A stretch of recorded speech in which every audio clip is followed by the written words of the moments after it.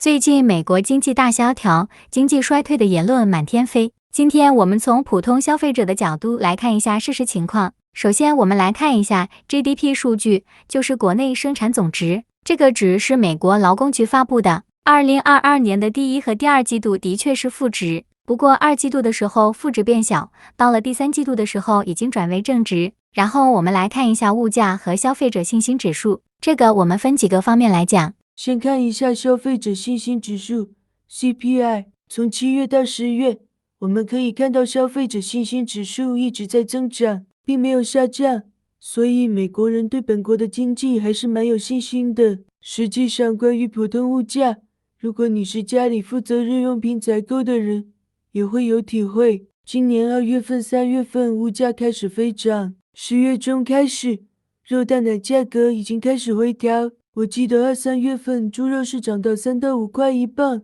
现在2块钱也能买到里脊肉了。接下来我们看一下房价和车价，这两个是物价组成的一部分，在这里把它另外列出来说。这个图是美国房产经纪人协会公布的，2022年7月份开始，独立屋也就是 Single Family 房子的价格在往下降，然后3块公布的全国1室和2室出租房中位数租金的价格也在向下调，这对普通人来说是好事。你想一下，2020年疫情开始之前房子是什么价格，现在是什么价格？大家都希望能够租得起房子，买得起房子。相对于工资调整的速度，房产价格应该恢复到比2020年疫情之前的略高一点的情况才是比较正常的。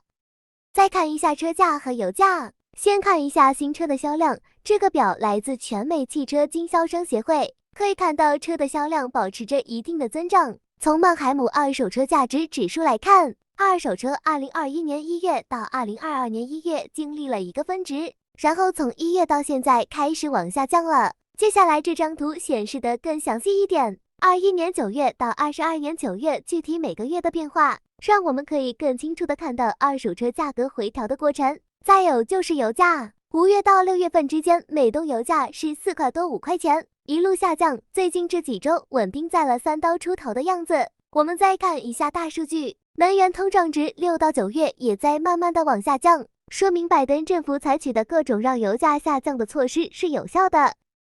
物价讲完了，下一个是汇率和贸易。我们可以看到美元汇率在9月中旬涨到了最高值，最近的半个月汇率的价格有所回调，希望后面再没有高点了。美元升值意味着美国进口买东西的价格低了，出口卖东西的价格高了，所以这张美国经济统计局贸易差额的表上，我们可以看到美国的贸易差额也一直在减小。美国普通人大部分的日用品都是进口的，所以这是个利好。对一个国家的经济来说也是好事，减少点债务。据我所知，跟贸易息息相关的海运价格也有一个升高回落的过程。疫情开始之前，美西的海运价格大概是一个柜子2000多到3000多刀，美东的柜子大概是5000刀左右，分值也是疫情最厉害的时候，到美西的柜子8000多到1万多刀，美东的柜子12000到15000，涨得吓人。现在海运的价格已经大幅下降，基本上已经恢复到疫情前的水平了，这意味着美国进口的日用消费品的价格也会相应下降，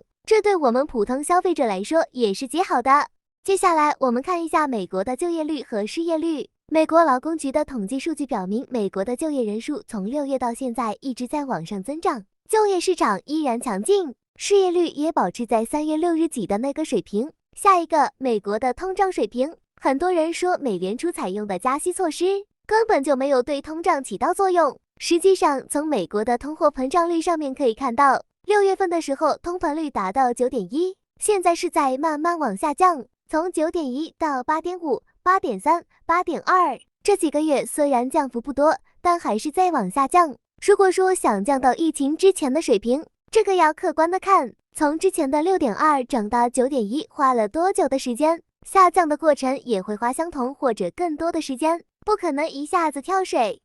所以从我们日常生活中能够接触到的东西来看，美国的经济并没有持续往坏的方向走，目前是在缓慢的恢复当中。当然，这是我的观点，如果你有不同的观点，欢迎在评论区留言，请观众朋友点赞订阅，给我一点鼓励，谢谢观看。